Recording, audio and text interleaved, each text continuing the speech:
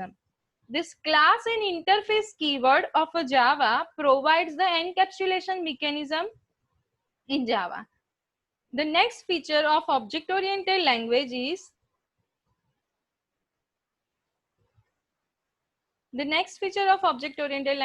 inheritance. Inheritance means when one object acquires all the properties and behavior of parent object. At that time, you can call it as a inheritance. Inheritance always provides the reusability. If you are having one class and if you want to extend the functions or if you want to extend the data members, you want to add new data members or you want to add a new function or you want to modify the available functions, then you can reuse the already available class and you can extend that class and you can reuse this class in a to create a new class. Your all the properties, data property and function property automatically inherit in a newly created class. This feature is only available with the object oriented programming language and it always provides the reusability, right?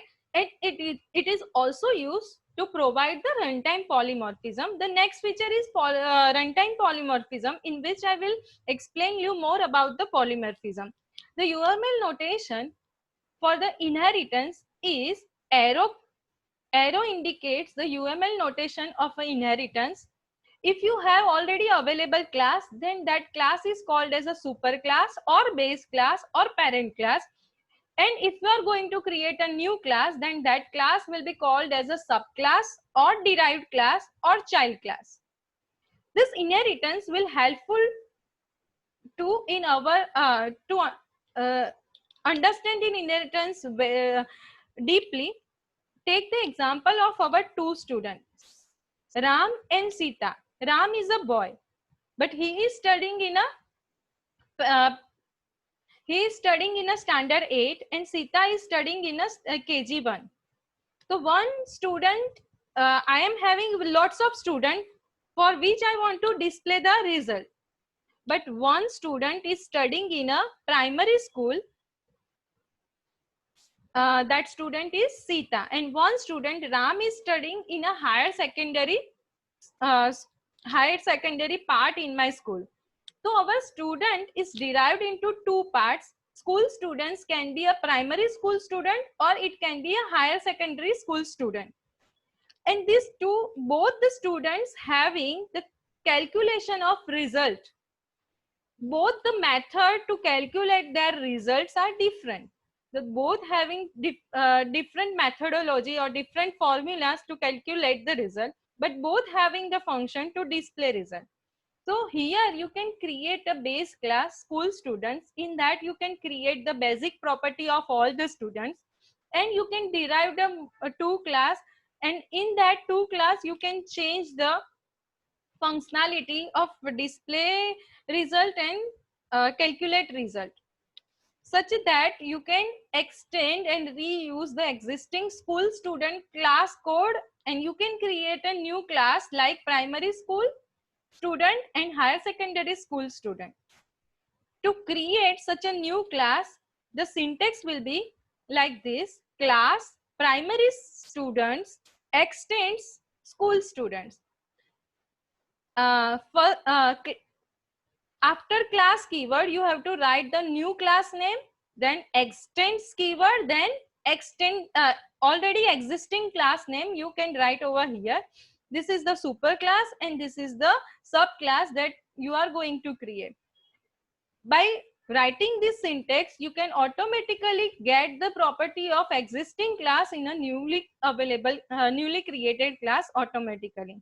So here you can use the reuse the existing code, and extends and implements are two keywords available in Java which provides the inheritance facility, and both are the object-oriented features keyword that provides the inheritance in Java.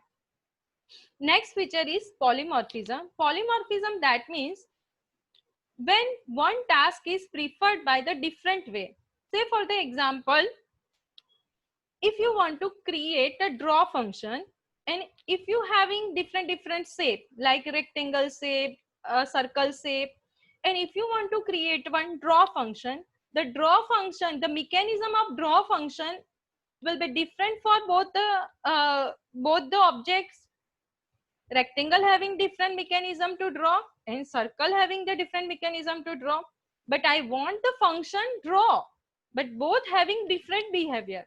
At that time, this mechanism is called as a polymorphism, and this you can achieve inside the Java.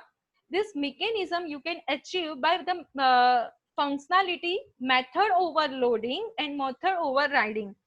In method overloading and method overriding, both are the concept that provides the polymorphism mechanism. Poly, that means many, and morphism, that means in more form.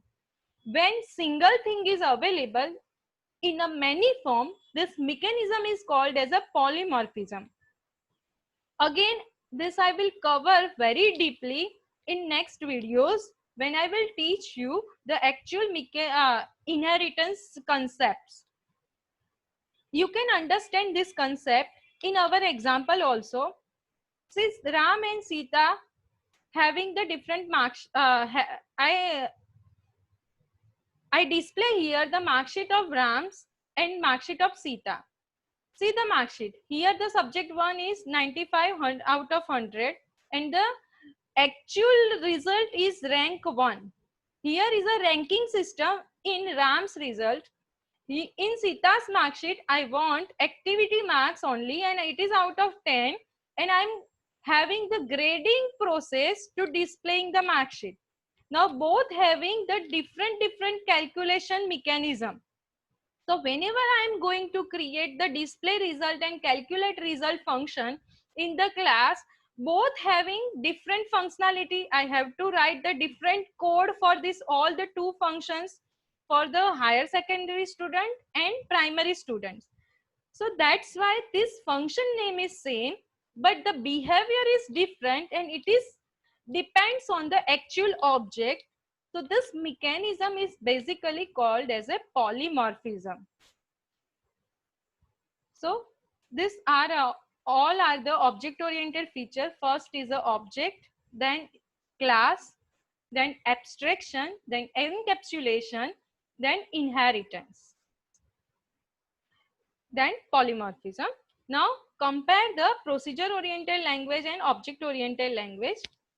In procedure oriented language, you are having the set of functions and you have to pass the data to the function. In object oriented language, your data is shared between the objects, and you can write data and objects, both data and functions, both together in a single entity.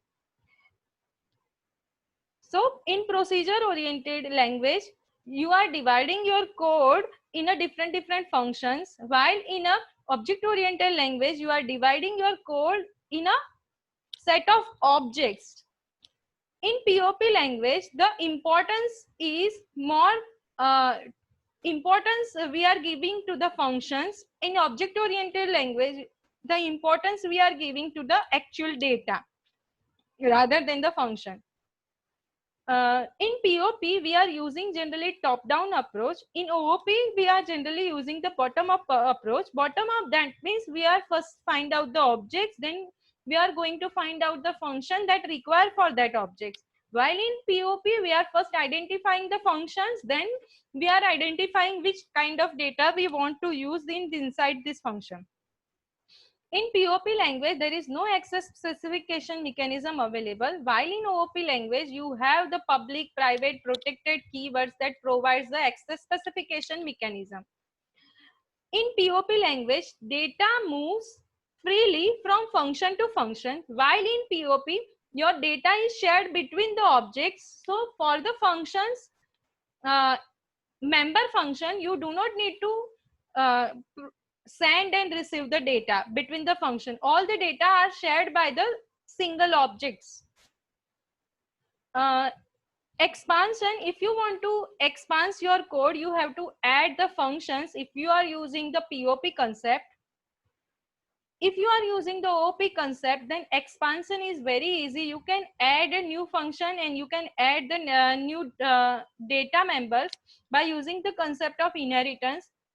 In POP, data access, global data access, you have to declare outside of the function that all the data is shared by all the functions. While in OOP language, data can move easily inside the functions of a single class.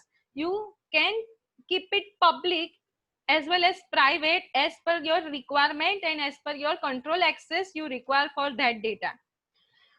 Data hiding mechanism. POP does not have any proper way for hiding the data so that it is less secure to access the data, while in OOP it provides the data hiding mechanism and it provides the more security to access the data.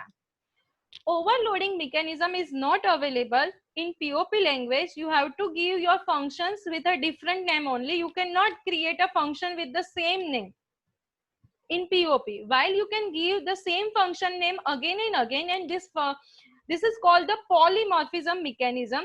And polymorphism mechanism, in polymorphism mechanism, one part is overloading. Overloading, that means function name is same and function arguments are different. That means you can create multiple function having same name in OOP language. That means overloading is available in object oriented programming language. Inheritance is not supported in POP language, while inheritance is supported inside the OOP language. Examples of POP language is C, VB, Fortran, Pascal, while examples of OOP language are C++, Java, VB.NET, C#.NET. Python uses POP as well as OOP concept both. You can create multiple functions also, and you can create classes also in Python. So thank you all of you.